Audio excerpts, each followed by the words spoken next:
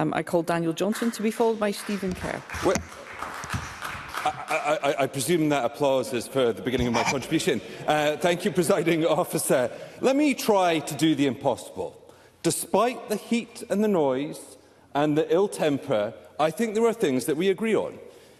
First of all, is the extraordinary contribution that the North Sea has made to the economy of this country, with including tens of thousands, if not hundreds of thousands, of well-paid jobs. The fact that we presents an extraordinary opportunity in renewables because of the expertise and assets, but that will require a transition plan with an extraordinary level of an investment in order to deliver it. Now, I fear, though, that contrived disagreements and bluster actually creates an environment which puts off that investment, creates confusion and instability that actually drives people away from investing in the North Sea at actually a time that we can ill afford it. But let's make no mistake, if I could make a little progress, the cost of energy is absolutely critical.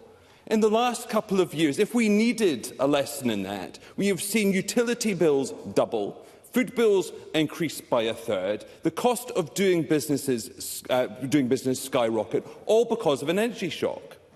And in line with that, what we saw was utility companies, and in particular those in the petrochemical industry, saw their revenues increase threefold, and with profits by just Shell and BP alone doubling in 22. Now, the choice is this.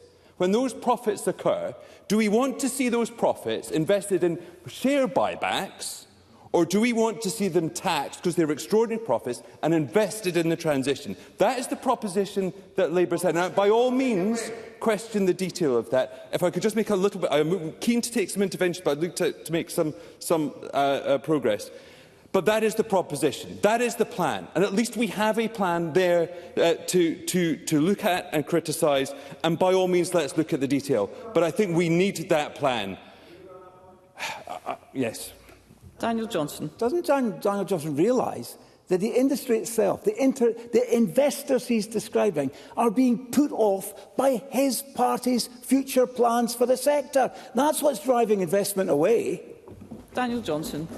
So let's just look at that. So the energy, because I think both the parties of government are misrepresenting their positions, or at least being confusing, because the Energy Profits Levy, which I presume is at the heart of that attack, is one that his party is committed to 2029. In fact, we've actually have the extraordinary position where the SNP have just announced today in the chamber that they want to withdraw it 1 year early. So, in fact, being less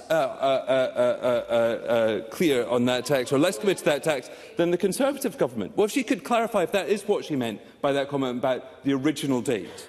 Cabinet Secretary. Yes, that was a reassertion of our position, as it always has been, that we supported the Energy Profits Levy to its original date. But I just wonder whether, as I said, the SNP support windfall taxes where windfall profits apply across our economy. So I wonder, does he extend his support for windfall taxes to online retail giants and to supermarkets, or is Labour just content to use Scotland's natural resources as their cash cow?